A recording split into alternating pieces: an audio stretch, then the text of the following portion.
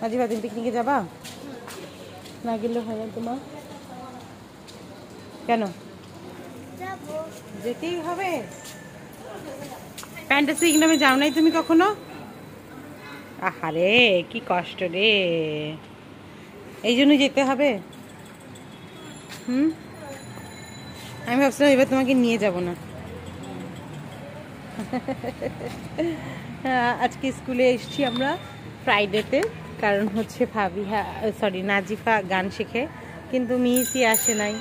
ভুল ইনফরমেশন পেয়েছে নাজিফা যে আজকে ফ্রাইডেতে ওদের ক্লাস হবে, গানের ক্লাস, মিউজিক ক্লাস, কিন্তু ওদের হয় হচ্ছে যেটা স্যাটারডেতে। নামো স্যাটারডেতে সুন্দর একটা ড্রেস পরে এসেছিল, কিন্তু ড্রেসটা দেখাতে পারলো না।